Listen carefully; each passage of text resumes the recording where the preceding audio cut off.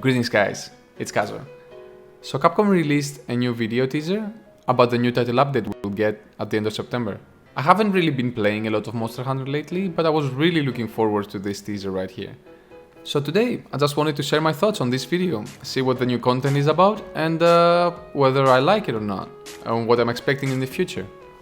So let's just watch it together and see what our thoughts are on this.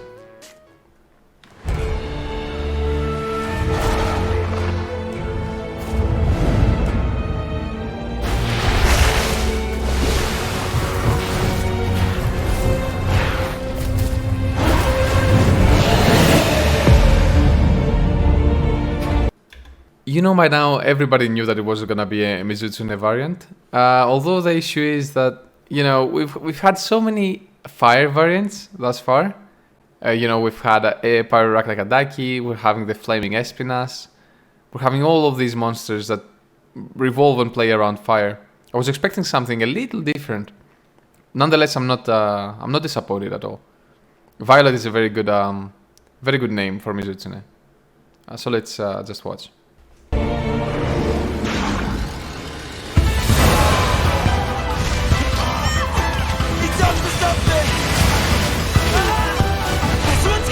It seems like it's still throwing water from its mouth, though.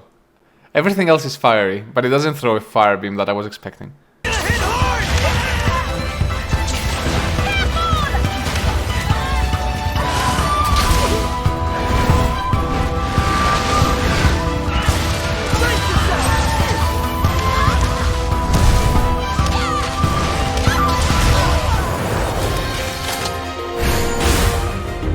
So we have layered weapons now. That is very interesting. That is what we've all been waiting for, honestly. Because although Monster Hunter Rise has done a great work with like designing weapons compared to World, where we got these just bones with hair and stuff, you know, for most weapons that is. This is very, very nice. There was no reason not to add this feature, honestly, because people love fashion hunting, you know, and most armor, since we mix out sets, it doesn't look very nice. So this is very, very good.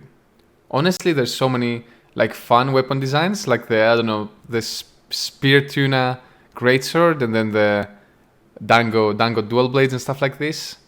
Even what is this? This is the Teddy Bear Hammer and stuff, yeah. Oh, there's the Dango Dual Blades, and we have the Corn Gun Lance. Okay. Is this a double Battle Geese quest? Yo, that's not fair.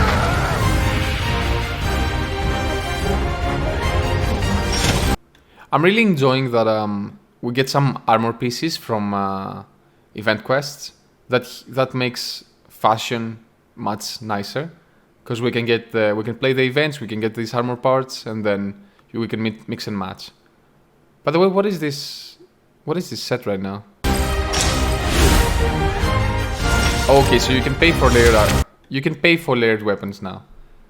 I mean, okay, that's fine. As long as we get our free layered weapons as well, and we don't need to pay to actually change how the weapons look and stuff. But these look pretty cool, honestly.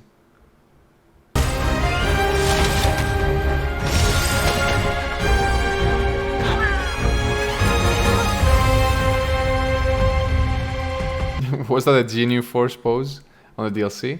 Of course, we have more stickers and emotes and stuff. Best doggo.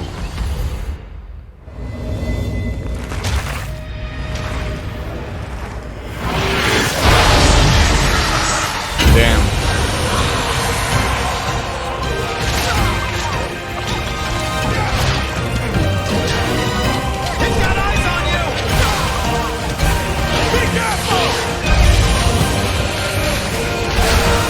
Whoa.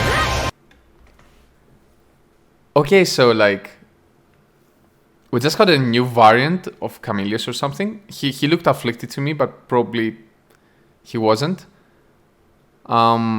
This might be the same, you know, as what we had in 4 Ultimate with Koromagala and monsters that overcame the virus and stuff like this.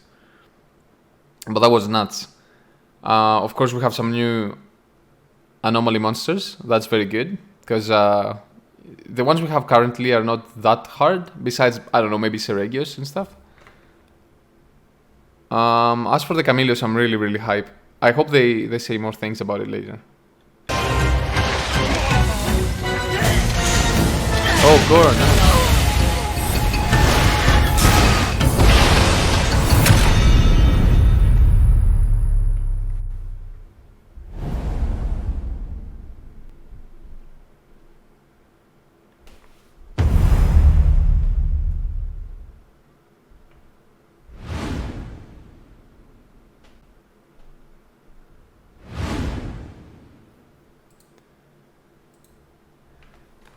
Okay, so we have...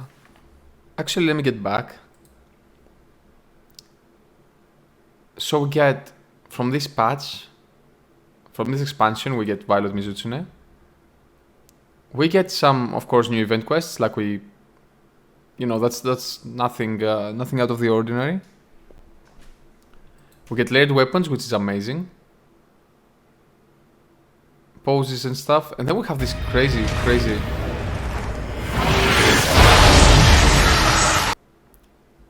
Rising Chameleos. And from what I read, it was basically, yeah, Chameleos that overcame the affliction by Curio. We might see plenty of these in the future. I hope so, at least. Because this is a big thing. Now we can get Teostras and Kushalas and stuff like this that have overcome affliction. This is a fun concept. You can do this with many monsters. Like, I think this is one of the things that will keep the game alive for the long term, for the next couple of years to come. That was very, very interesting. Okay, this looks badass. You cannot tell me that this doesn't look badass. This is very, very nice. Very cool design. It says here that it inflicts noxious poison, which is probably the worst poison we've seen to this day. I don't know if I want to deal with this, and I'm not sure if we can avoid this poison by slotting in poison resistance, you know? Normally poison resistance nullifies poison, but maybe it just weakens noxious poison. To be very fair, if we could nullify this by a simple poison resistance, you know, tier 1 slot, if we slot 3 of these, if we completely deny the poison from this monster, that would be a little anticlimactic, to be fair. But that looks very, very nice. We haven't had a similar species of Chameleos in the past games, so we can't really tell what weaknesses he has and stuff like this. This version of Chameleos has overcome being afflicted by the Curio and has become more powerful as a result. It gains more attacks with its tongue and its poisonous breath than before, yeah, including the ability to create a large poisonous cloud in front before slamming it with its tail, causing a massive explosion. We saw this in the trailer. That was pretty fun. You know, I really like Mizutsune, and I really like the new variant here we have, Violet Mizutsune, but the fact that it coats itself in flames, I'm not a huge fan of, you know? This is one of the things that really bothers me with Teostra, that you can't really approach the monster, and I don't like ranged weapons. I just don't, you know, I don't play them. I want to go melee, I want to go in the monster's face. And it's gonna be a little hard unless you have some fire resistance, I guess. We still don't know what the weaknesses to these monsters are. We can guess it's maybe water, I guess, if that makes any sense. Nothing too crazy about this new Mizutsune. It can wrap itself in flames, blah blah blah. It temporarily increases the secretion rate of this gas to perform a powerful explosive claw slam. That looks very interesting. Let's check Flaming Espinas now. So he has Poison Fireblood defense down, so no more paralysis when you get hit by his fireball, which is quite interesting. I prefer it this way, to be honest. He's weak to water, so yeah, we already know this, that's great. Flaming Espinas is capable of producing larger and more powerful bursts of fire than the common Espinas, and is more resistant to damage. How more resistant to damage can this monster get? Its most noteworthy abilities is to charge up, then launch a large fireball at its feet, which explodes into a massive firestorm covering a large radius. Okay, so it's very similar to Kushala's beam that she throws on the ground, and then you have these tornadoes coming at you. But instead of that, you have fire. So very similar to Barioth, basically. Okay, so Espinas is basically quite the same. But I really want to see what it's like to play against it, you know? Even if we get teasers about what the fight is about, you know, or even if you watch videos about how to fight him in Frontier and stuff, it's much more different if you experience it first-handed. All in all, this has been a quite decent teaser, quite a decent title update we're getting. Just by the layered weapons, I think people will be satisfied. And the new monsters seem very, very interesting. I like to fight more things in the Forlorn Arena. It's a very, very nice map. As long as Capcom keeps it up with the event quests, because that's what keeps the games alive, you know? With Monster Hunter 4 Ultimate, I think the best thing about that game was the event quests. They were so interesting. Let's say fight 2 Rajangs and get this or get this. We had the USJ armor. You know, now we have the Mega Man armor and stuff, the Palicos and Palamutes. These things are what players want, including myself.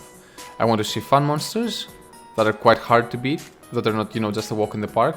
Espinas has been an interesting monster, so I really like that they added a new variant to him this fast, you know. Chameleos was unexpected. I think nobody expected a Chameleos variant, you know, to be fair. Nobody did. And I'm more than happy. I am expecting to see a Devijo. You know, we saw Basilkis on the last title update. So we have one Invader. We also have Valstrax. I don't think they can skip Devijo out of this. So they might just throw a Devijo in there with this new expansion now. With that being said, there's nothing more to talk about this expansion yet. We can discuss it more when it actually airs and we can actually get a chance to play and see what else is new in there. I also want to see the new skills that will be introduced with the new Espinas and Mizutsune and the new Chameleos as well. I didn't expect us to see this many new skills in a game, so the playstyle you can choose is so versatile, you know? You can choose whatever you want and just play this style. You see with Golden Rathian and Silver Rathalos we got the Status Trigger and then Adrenaline Rush and all these new skills. So if you take meta into consideration, some of these things are just also preferences, you know, for each person. So I like to see new skills be introduced like this. Anyways, I haven't been uploading too much the past month because of life complications and also not really having anything to talk about when it comes to Monster Hunter in these past couple of weeks. We will be awaiting for 29th of September. I am really looking forward to this new expansion and I hope you guys are too. If you want to see more of my content, you can start with my Switch Axe guide here. Anyway, I hope you guys enjoyed this video.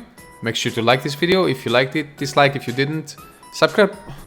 If you want to see more Monster Hunter videos in the future and want to support my channel, make sure to subscribe down below. And what I expect of them... oh my god. Let's see if this new expansion will make the game feel more alive and maybe keeps us... oh my god. Anyway, I hope you guys enjoyed this video. Make sure to leave a like down below if you...